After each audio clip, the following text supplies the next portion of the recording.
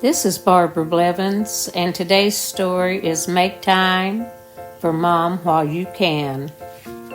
Make time for Mom while you can.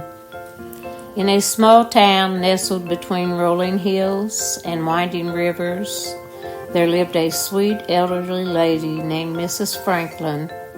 She had spent her entire adult life devoted to her children, taking them to soccer games, cheerleading practice, and every event imaginable that kids want to take part in.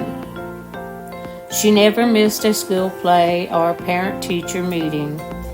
Mrs. Franklin cherished every moment spent with her kids, making sure their lives were filled with joy and adventure.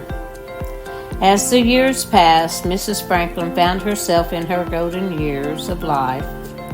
Her children had grown and ventured into the world, creating families of their own. Yet no matter how many years had gone by, Mrs. Franklin still had a heart full of love and a spirit that longed for connection.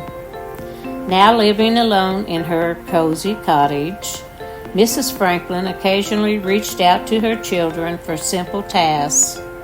A request to hang a picture frame or capture a few photos of her wearing a new dress was all she asked. However, her grown-up children, caught up in the whirlwind of their own lives, were often too busy to oblige. They were out partying with friends, immersed in their careers, and constantly finding excuses to delay their visits. One fateful day, life took an unexpected turn. Mrs. Franklin's children faced a terrible situation that forced them to hit the pause button on their hectic lives.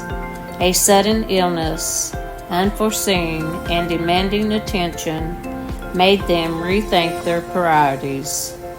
The siblings found themselves in a state of reflection, realizing the importance of slowing down and appreciating life's simpler moments.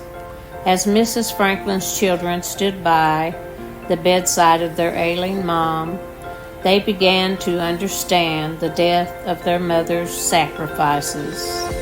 Memories flooded their minds. The soccer games, the cheerleading practices, the countless times she had put their needs before her own. Regret washed over them like a wave as they wished they had spent more time with her, listening to her stories and fulfilling her small requests. In the quiet moments of the hospital room, with the scent of disinfectant lingering in the air, the realization dawned upon them time was a precious gift, and they had plenty of it to spare for the woman who had given them everything. As they sat by their mother's side, they made a silent pact to change their ways.